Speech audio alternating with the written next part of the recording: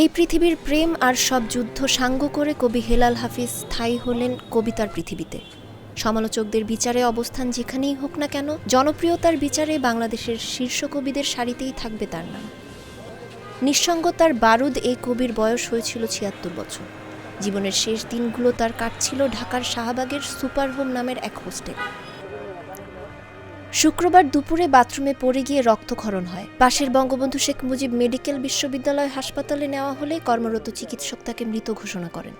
BSMMU পরিচালক brigadier general Rezaur Rahman জাগো নিউজকে জানান, বেলা ২টা ৩৫ মিনিটে কবিকে হাসপাতালে আনা হয়েছিল।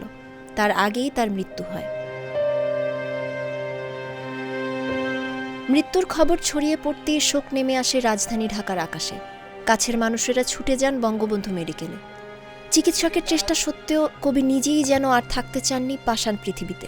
আপন করে নিলেন নিঃসঙ্গতাকে। এই চলে যাওয়া যেন তীব্র ক্ষোভ আর অভিমানের।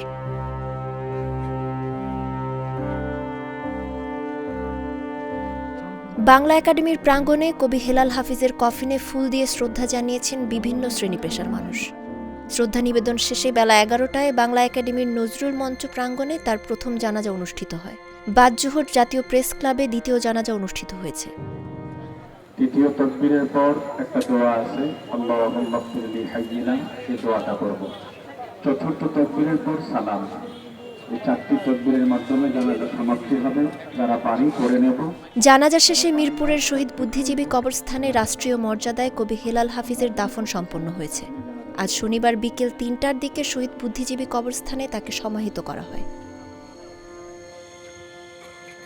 জাতীয় প্রেস ক্লাবের জানাজায় অংশ নেন অন্তর্বর্তী সরকারের আইন উপদেষ্টা আসিফ নজরুল ও সংস্কৃতি বিষয়ক উপদেষ্টা মোস্তফা সরোয়ার ফারুকী, প্রধান উপদেষ্টার প্রেস সচিব শফিকুল আলম।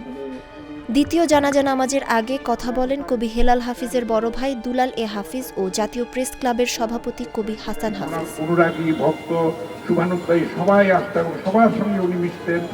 অসাধারণ একটা মানুষ ছিলেন, অমর হৃদয়, এবং এই সন্ন্যাস জীবন উনি বেছে নিয়েছিলেন।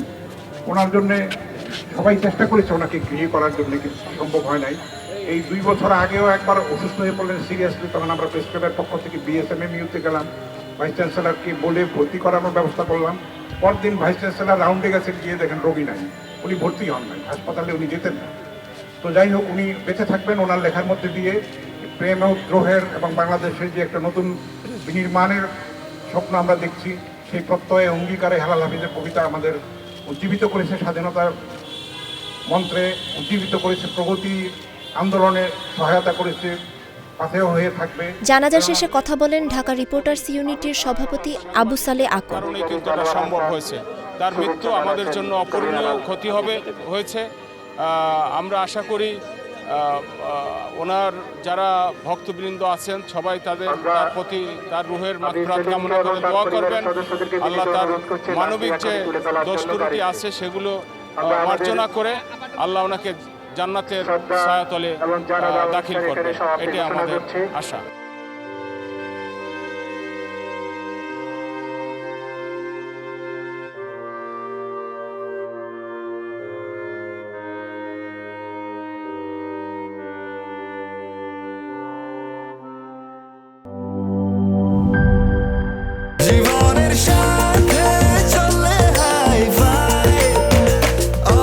স্বাস্থ্যকর অল টাইম, সব সময় অল টাইম হেলদি লাইফ।